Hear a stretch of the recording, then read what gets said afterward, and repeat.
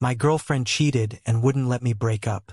Then I discovered she was married with a kid and living a double life. Her other boyfriend and I teamed up to expose her web of lies. 26M. Never thought I'd be writing a post like this. Shelly, 24F, and I have been together for about 8 months now, and until recently I thought we were happy. I guess I was wrong. I met Shelly at a local art gallery opening. I'm not usually into that scene, but my best friend dragged me along insisting I needed to get out more after my last relationship ended badly. I was standing in front of this abstract painting, pretending to understand it, when Shelly walked up beside me. It's about the uselessness of human existence in the face of an hard-hearted universe, she said with a straight face. When I turned to look at her, she burst out laughing. I'm kidding. I have no idea what it's supposed to be. Looks like someone sneezed paint onto the canvas. That was the moment I fell for her. She was beautiful, yes, but it was her sense of humor that really got me. We spent the rest of the evening talking and laughing, ignoring the art completely. By the end of the night, I had her number and a date planned for the following week. Things moved quickly after that. We had so much in common. We both loved old sci-fi movies, had the same taste in music, and could spend hours talking about everything and nothing. She was smart, funny, and seemed to genuinely care about me. For the first time in years, I felt like I could be myself around someone. My last relationship had ended badly. My ex, Jessica, had some serious trust issues. She was constantly accusing me of cheating, checking my phone, and questioning my every move. It got to the point where I was walking on eggshells all the time, afraid that anything I did would set her off. When we finally broke up, I was emotionally exhausted. Shelly was different. She was confident and secure. She never questioned where I was or who I was with. She encouraged me to spend time with my friends, pursue my hobbies, and just be myself. It was refreshing, and I thought I had finally found someone I could trust completely. About 3 months into our relationship, Shelly got a new job at a marketing firm. She was excited about the opportunity, and I was happy for her. The job came with longer hours and more responsibilities, but Shelly seemed to thrive on the challenge. She'd come home bubbling with excitement about a new project or a problem she'd solved. Looking back, I guess that's when things started to change, though I didn't notice it at first. The late nights at work became more frequent. She started canceling our plans more often, always with a work-related excuse. When we did spend time together, she seemed distracted, always checking her phone. I tried to be understanding. I knew her job was important to her, and I wanted to be supportive. But as the weeks went by, I couldn't shake the feeling that something was off. Shelly became more distant, both emotionally and physically. Our conversations became shorter, our intimacy less frequent. When I tried to talk to her about it, she'd brush me off, saying she was just tired from work. Then came the mood swings. 1 minute she'd be affectionate and loving. The next, she'd snap at me over the smallest things.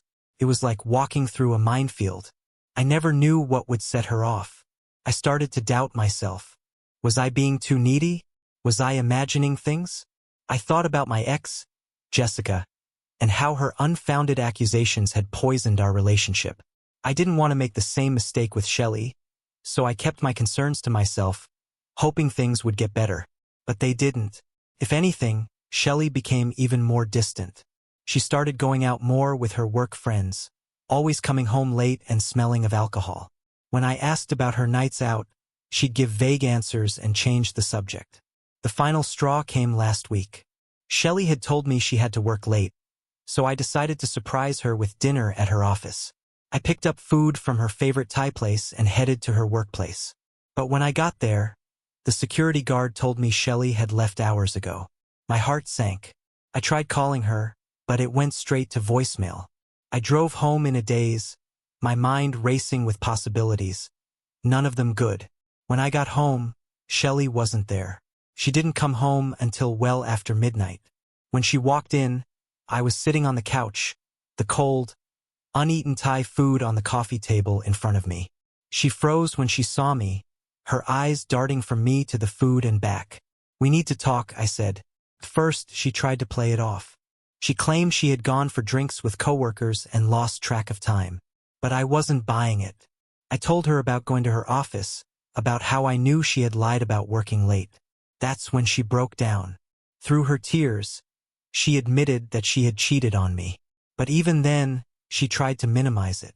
She said it was just a kiss, a moment of weakness. She swore it didn't mean anything.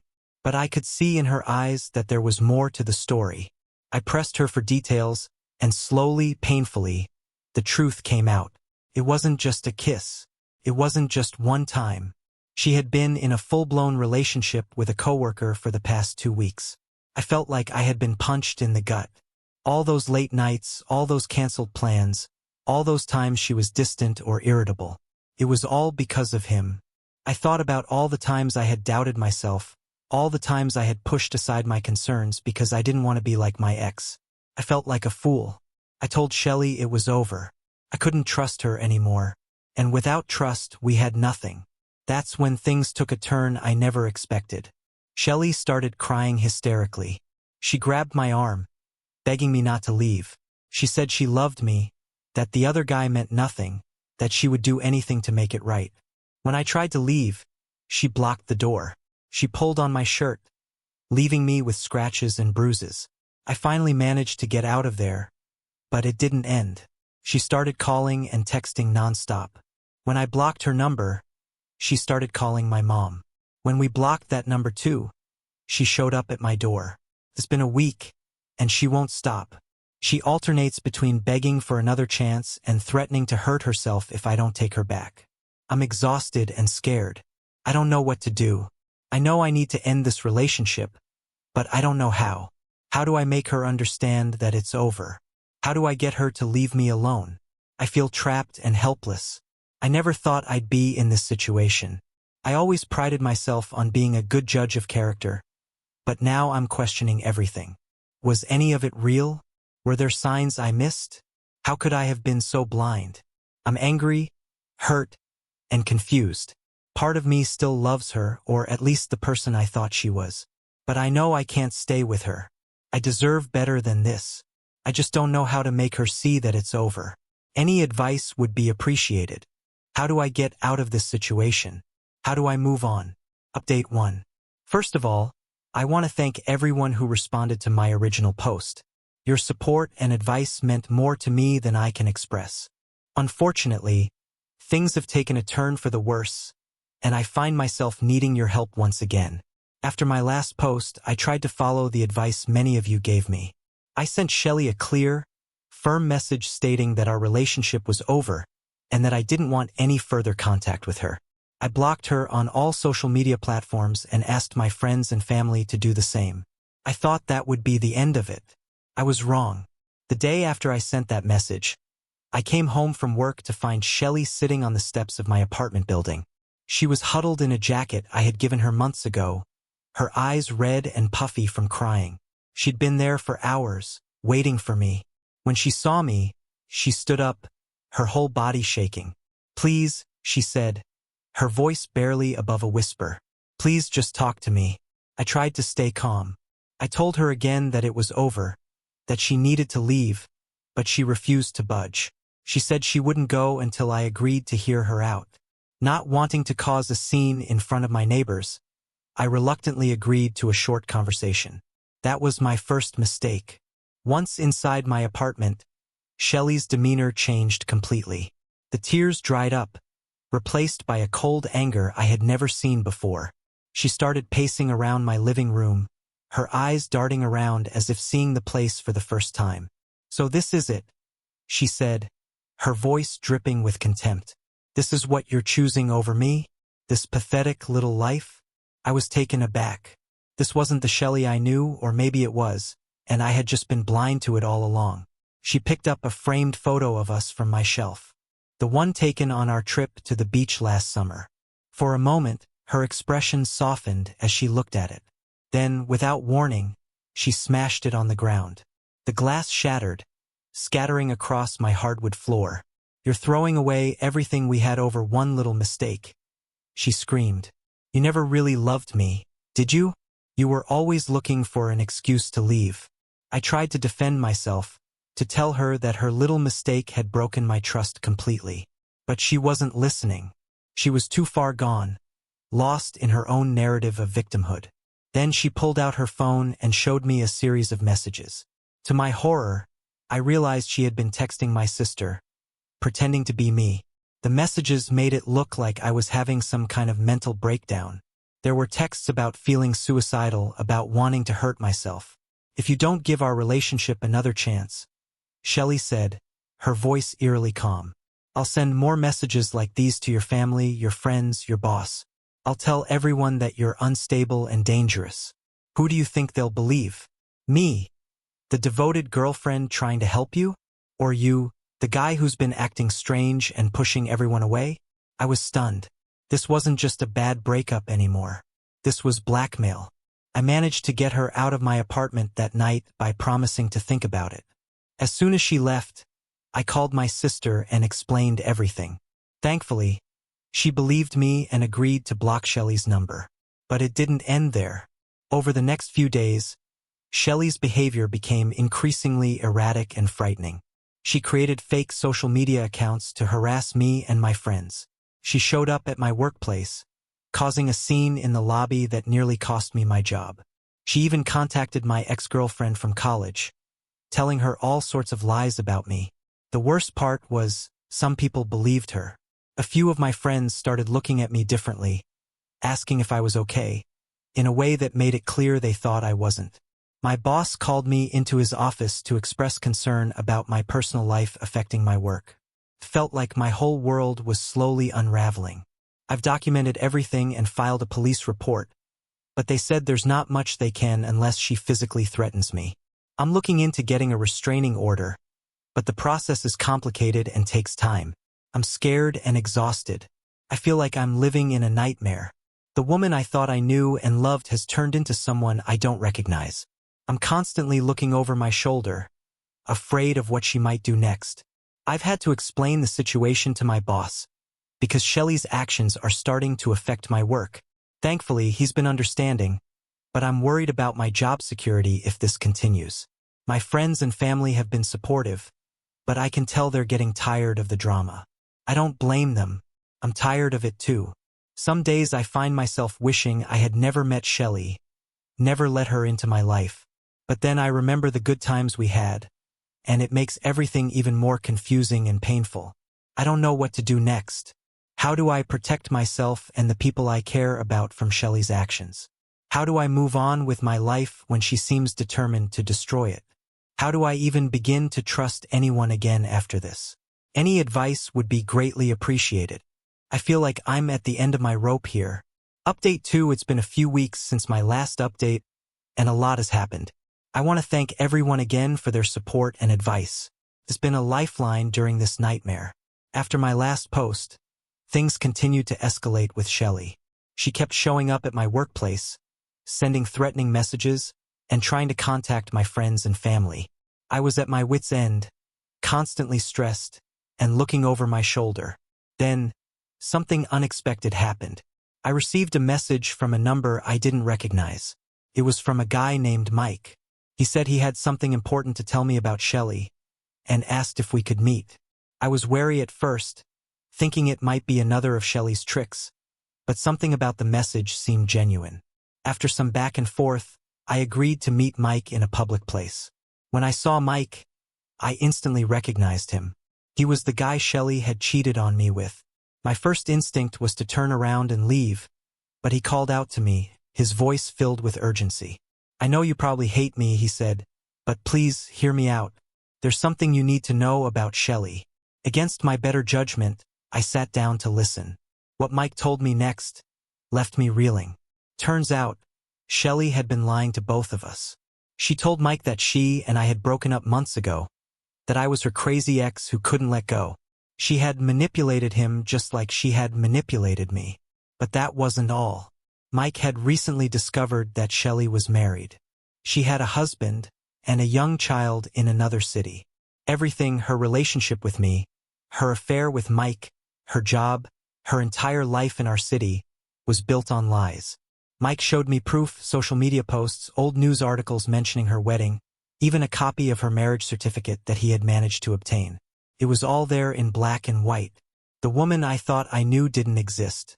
As Mike and I talked, more details of Shelley's deception came to light. She had created elaborate backstories and excuses to explain her absences to both of us. The work trips she told me about were actually time she spent with her family.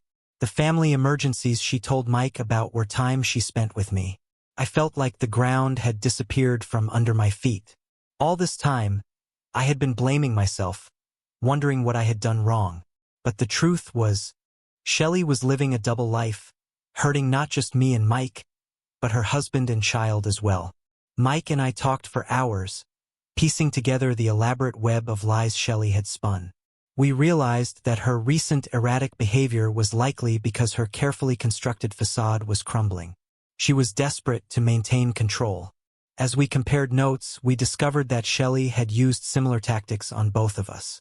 She had isolated us from our friends and family, made us doubt ourselves, and played the victim whenever we questioned her behavior. It was a classic pattern of emotional manipulation and abuse. Armed with this new information, Mike and I decided to take action. We contacted Shelley's husband and told him everything. He was understandably shocked and devastated, but also grateful for the truth. Together, the three of us, me, Mike, and Shelley's husband compiled all the evidence we had of Shelley's deception and manipulative behavior. We took it to the police, and this time they took our complaints seriously. Shelley was arrested for harassment and fraud. It turns out she had also been embezzling money from her workplace to fund her double life. The legal process is ongoing, but it looks like she'll be facing serious consequences for her actions. As for me, I'm still processing everything that's happened. I feel a mix of relief, anger, and sadness. Relief that the harassment has stopped, and that I finally know the truth. Anger at being deceived so thoroughly, and sadness for the relationship I thought I had, which turned out to be nothing but an illusion. Mike and I have formed an unlikely friendship through all of this. We're both seeing therapists to work through the trauma of Shelley's manipulation.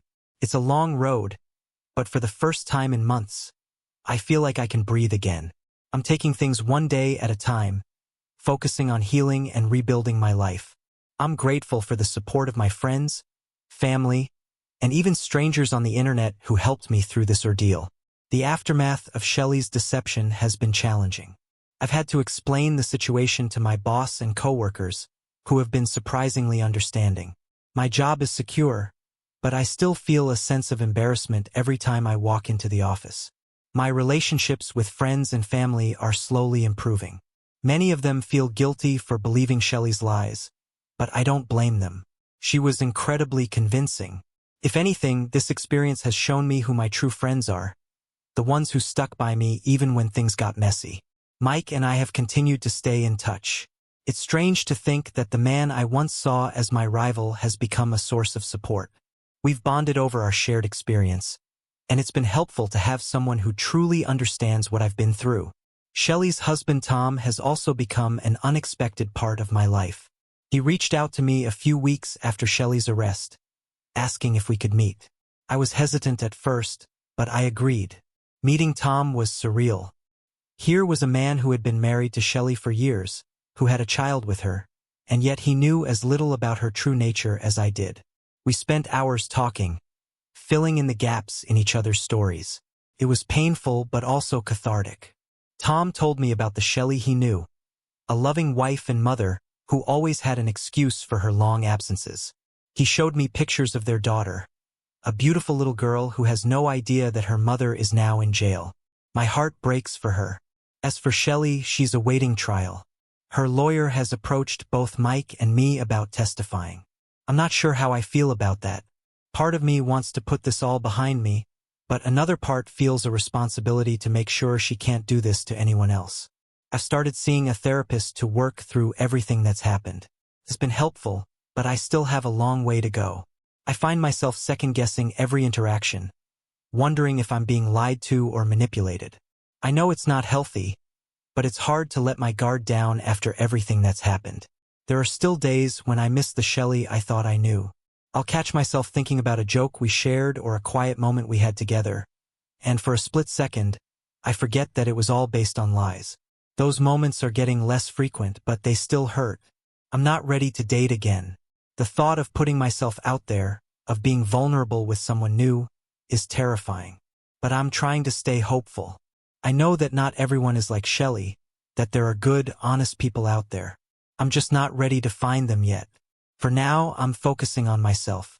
I've started going to the gym regularly, picked up some new hobbies, and I'm trying to reconnect with old friends. It's not always easy, but it's a start. To anyone out there who might be going through something similar, trust your instincts. If something feels off in your relationship, don't ignore it. And remember, you're not alone. There are people who will support you and help you through the darkest times. I don't know what the future holds. The legal proceedings against Shelley are ongoing, and I'm sure there will be more challenges ahead. But for the first time in a long time, I feel like I'm on solid ground. I'm rediscovering who I am without Shelley's influence, and slowly but surely, I'm healing. Thank you all for being there for me through this journey. Your support has meant more than you know. I'll update again if there are any major developments, but for now, I'm just taking it one day at a time.